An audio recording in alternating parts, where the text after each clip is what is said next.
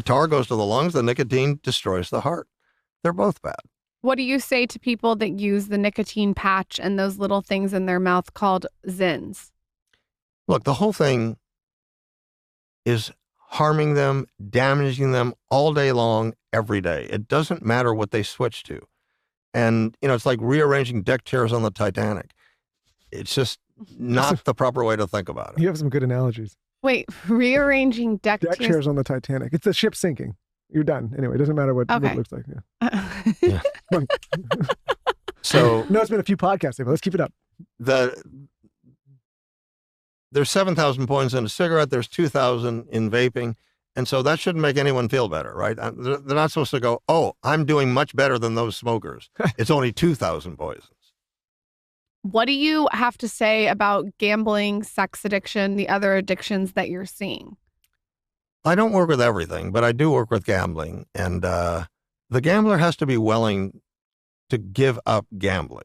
In other words, he has to be willing to never make a bet again. And a lot of gamblers are not willing to do that. So you can't manage it.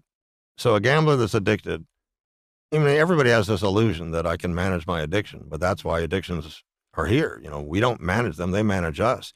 We can beat them. In other words, we can get rid of them, but you can't manage them. And so the gambler has to be willing to give up gambling. But remember, when a person loses money, he wants to get it back really fast, right? He doesn't want to go to work for $10 an hour and try to earn the money back.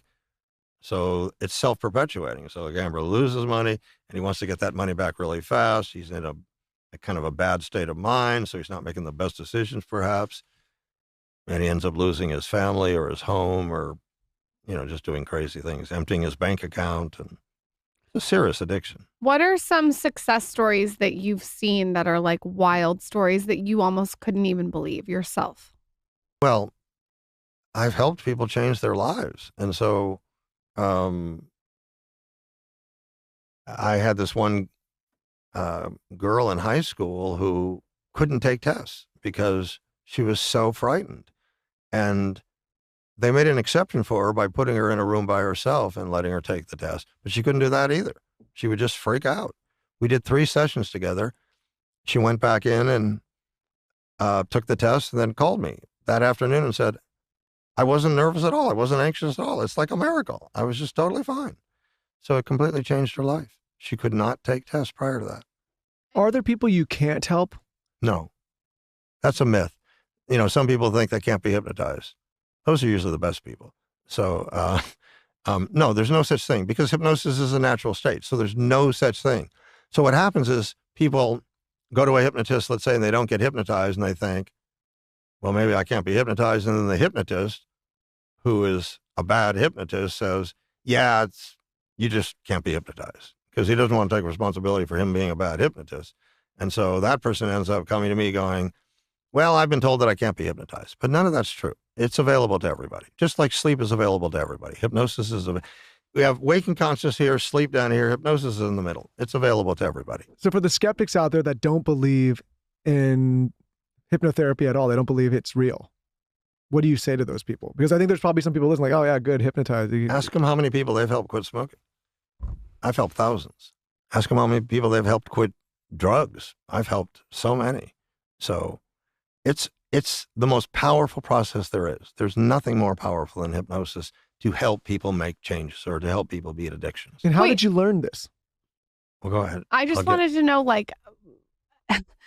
can you hypnotize someone into doing anything you want? Like, could I hypnotize Michael into I don't know, making me a coffee every single morning at 6 a.m. for the rest of his life? Like, can you pick what you want to hypnotize? No. Why? You can't get somebody to do something they don't want to do. So the person who you're hypnotizing has to be willing, like you said about the gambler. Well, it's not willing, but they have to be at least interested. When a person calls me and comes in, right, they're coming in, they're paying me money, so they're interested. Right. Willingness is another state because they have to give up something. And most of us don't like giving up things. We want to hold on to these things that we like. So they have to be willing to give up that cigarette. So I'm not working with people to get them to control other people, right? I'm working with people to overcome something within themselves.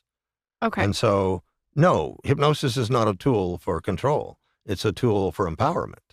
So what happens is we develop a relationship together and we work together to achieve a goal. And hypnosis is magical. And is a session an hour? Yeah.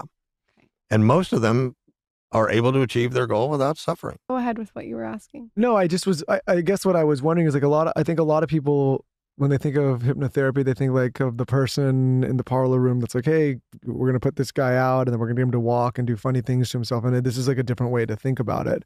Yeah. Well, there are stage hypnotists and they put on shows. They're very entertaining and they're good at what they do. They're masters at what they do. So yeah, stage hypnotist will invite people up to the stage and then he'll weed out some of them and send them back to their seats. He's trained to identify deep trance subjects because deep trance subjects are just more entertaining. And so if he's got a deep trance, and it's about 1 out of 5 in the population. So about 20% are deep trance naturally, they just go into deep trance. And so when he's working with a deep trance subject, if he takes a person who wouldn't normally sing in public and just says, sing like Elvis Presley, the guy will do it. But not because he's forced to do it. He's doing it because it's fun to not be inhibited. It's just nice to not be inhibited. And so, but if he said to that same person, slug the woman next to you in the face as hard as you can, he wouldn't do it. Okay. So there's no control. It's basically releasing your inhibitions. Is that what it is? In that situation, yes. Situation. In my situation, it's about overcoming an addiction by becoming truthful, open, and honest with yourself about the impact it's having on your life. What's one of the weirdest things you've been asked to do? And maybe you didn't do it, but what's something, I know you've been asked to do some weird shit in your day, I'm sure. Well, I had a woman who was afraid to sign a check. That was a weird one. I'd never come Maybe across she was that afraid before. to spend money? I don't know what it was exactly, but she Don't would you wish get... that was me, Michael? Yeah, you're not afraid.